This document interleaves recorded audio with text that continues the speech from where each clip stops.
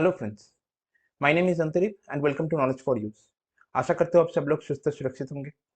मुझे पता है काफ़ी दिनों से वीडियो रिलीज नहीं हुआ है, कुछ प्रॉब्लम चल रहा था घर में। I sincerely apologise for that. तो चलिए बिना टाइम गवे इस वीडियो को स्टार्ट करते हैं। लास्ट वीडियो में हमने सीखा था वेरिएबल्स के ऊपर। ओके, तो इस वीडियो में हम बात करेंगे अबाउट एक्सप्रेशंस एंड ऑपरेटर्स। तो चलिए जान लेते हैं पहले कि एक्सप्रेशन होता क्या है। जैसे कि आपको स्क्रीन पे दिख रहा होगा कि एक्सप्रेशन का डेफिनेशन आपको अगर देना हो तो this is a combination of operators and operands. तो जो हमको एक मीनिंगफुल साइट प्रोवाइड करे जिसका कुछ मतलब हो प्रोग्राम उस कोड में। And also expression does return something, but statement क्या होता है? ओके, स्टेटमेंट सिमिलर चीज होता है पर इसका कुछ रिटर्न नहीं होता। ठीक है, जैसे कि अगर हम एक फंक्शन को डिफाइन करें तो वो फंक्शन वाला जो पहला लाइन लिखते हैं हम, ठीक है, जहाँ पे हम फंक्शन सिग्नेचर प्रोवाइड करते हैं, वो एक स्टेटमेंट है जो हमको मीनिंगफुल साइट तो दे रहा है पर कुछ रिटर्न नहीं दे रहा है। ठीक है, पर अगर उसके साथ हम फंक्शन बॉडी को ऐड कर दे, उसको उस फंक्शन का डेफिनेशन दे, तो उसको कहेंगे हम एक्सप्रेशन। ये कंप्लीट एक्सप्रेशन होगा। तो यही है एक्सप्रेशन एंड स्टेटमेंट। तो एक्सप्रेशन बनता है ऑपरेंड्स एंड ऑपरेटर्स के ऊपर। ठीक है, अब ऑपरेंड्स क्या है? बेसिकली एनी कॉन्स्टेंट्स और variables, they are called operands. Okay, तो any variables and constants are called operands.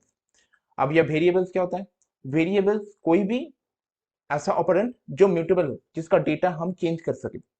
ठीक है, तो उसको कहेंगे हम वेरिएबल्स। ओके, और कांस्टेंट क्या होता है? जो इम्यूटेबल हो, जो जिसका डेटा एक बार असाइन होने के बाद उसको हम चेंज नहीं कर सकते, that is called constants. Okay, ये इम्यूटेबल है नेचर में। तो चलिए थोड़ा बहुत जान लेते हैं पाइथन कांस्टेंट्स एंड वेरिएबल के बारे में through coding.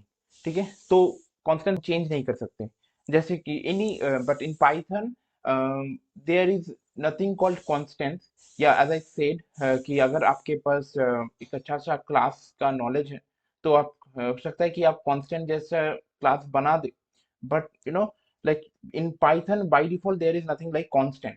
But whereas in C Java there is a keyword called const which can be used to declare a constant variable.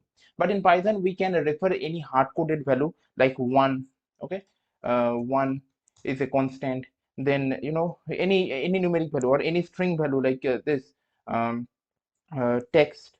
Okay, this is a string, so इसको हम constant कहेंगे because we cannot assign a different value into numeric value 1, correct?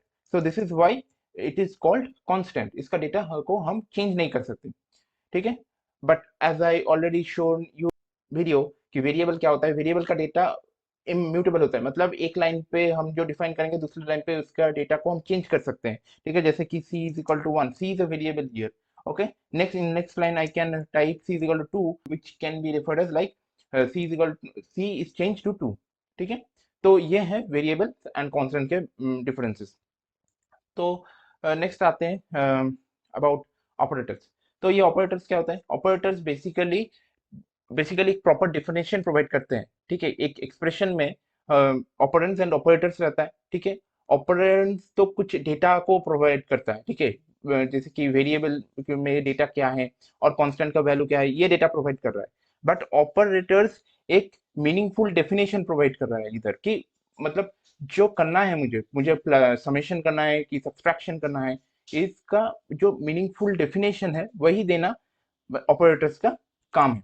ठीक है, so if you talk about the definition, you can follow this: used on operands to provide a proper definition to the expressions, calculation or computation. ठीक है, तो ये है हमारा operators. Now I will recommend, यहाँ पे इस वीडियो में मैं बहुत ज्यादा डिस्कस नहीं करूंगा ऑपरेटर्स के ऊपर।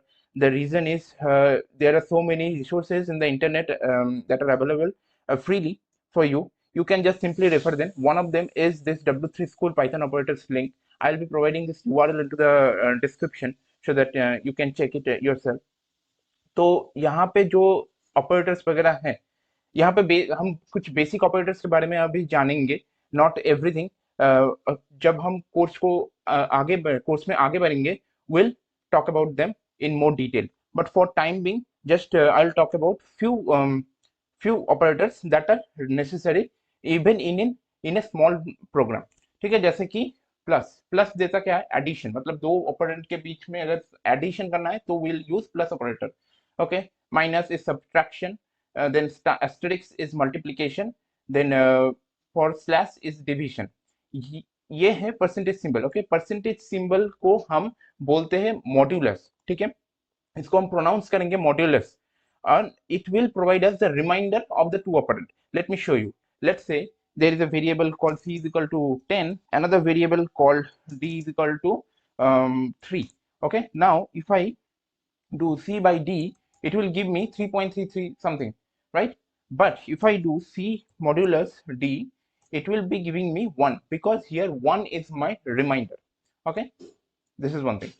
Then double asterisk, double asterisk basically exponentiation का ऑपरेटर होता है पाइथन में। ये बेसिकली पावर को डेमोन्स्ट्रेट करते हैं, जैसे कि x double asterisk y means x to the power y।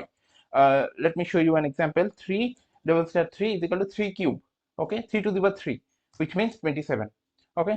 Then this is the float division operator. Float division operator basically हमको फ्लोट वैल्यू प्रोवाइड करते हैं। फिर आता है assignment operator. Assignment operator basically ये क्या है, इक्वल टू, इक्वल साइन, मतलब ये असाइनमेंट है, ठीक है। किसी वेरिएबल, किसी डेटा को अगर किसी दूसरे वेरिएबल में पुश करना है तो will use this assignment operator.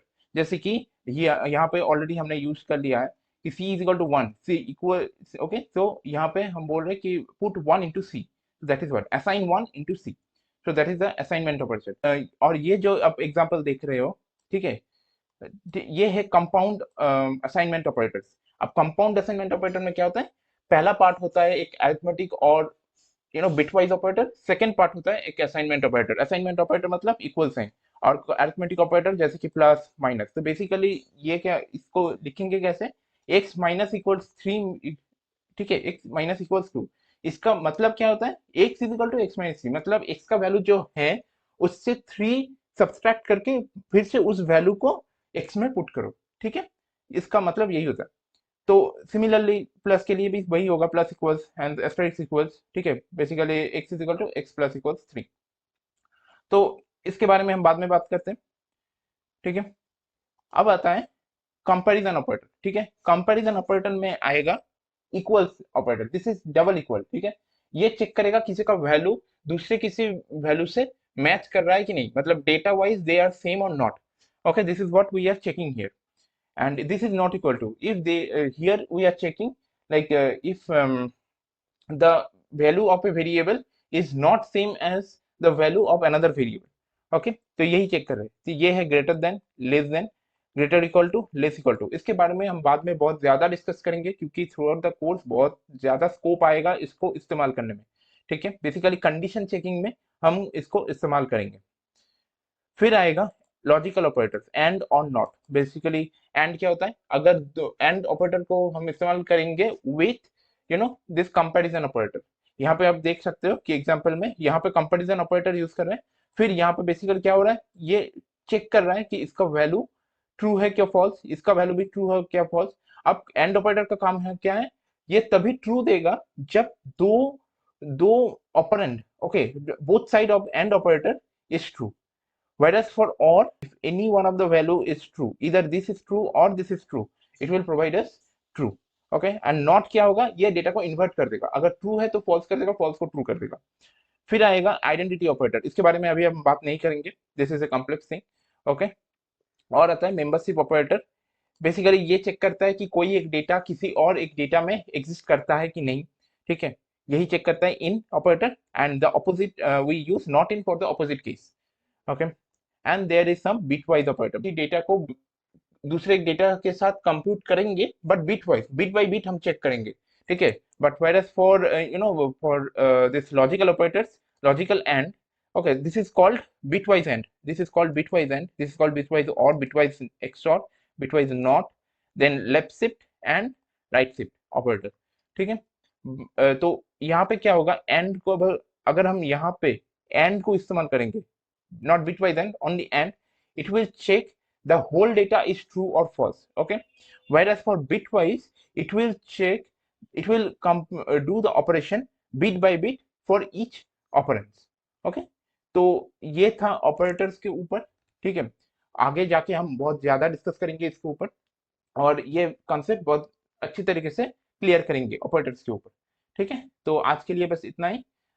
Thank you for watching this video. If you like, please do share, subscribe and hit that like button.